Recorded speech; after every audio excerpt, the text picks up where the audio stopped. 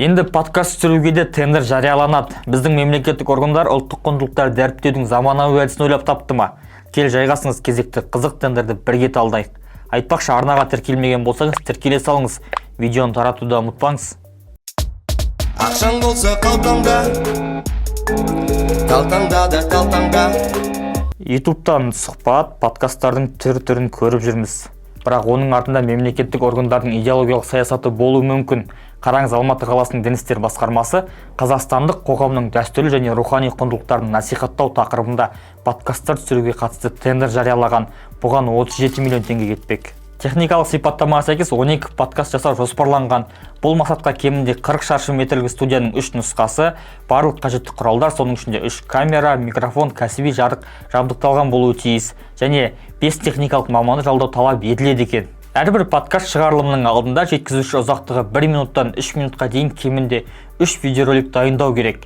Бұл роликтер монтаждалған, музыкалық сүйемелдеумен және мәтіндік ақпаратпен толықтырылған болуы қажет. Сонымен қатар подкасттың қызықты сәттерінен ұзақтығы 30 секундтан кейін болмайтын қысқаша бейнероликтер әзірленеді.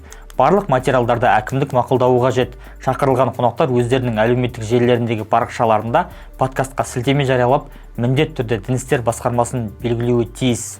Подкастты 2 модератор жүргізеді. Олар қазақ және орыс тілдерінде еркін сөйлей алу керек. Бағдарламаға қонақ ретінде дін және саясат саласының сарапшылары, мәдениет пен спорт қайраткерлері, дін қызметкерлері, ақындар, жазушылар, блогерлер және басқа да танымал тұлғалар шақырылады. Сонымен қатар шақырылған сарапшылардың жол шығындары мен гонорары төленеді. Алайда гонорар мөлшері нақты көрсетілмеген. Жоба аясында әрбір шығарылымның YouTube платформасындағы көру саны кемінде 50 мыңнан, ал әлеуметтік желілердегі бейнематериалдардың қаралымы 100 мыңнан кем болмауы шарт. Жоба 2025 жылдың 25 желтоқсанына дейін толық жүзеге асырылуы керек. Алматы облысының дін істер басқармасы подкасттан бөлек комик шығаруға да 21 миллион теңге бөлген. Бұл туралы ақпарат қызық болса, төменге сілтеме қалдырам, кіріп танысып шығыңыз.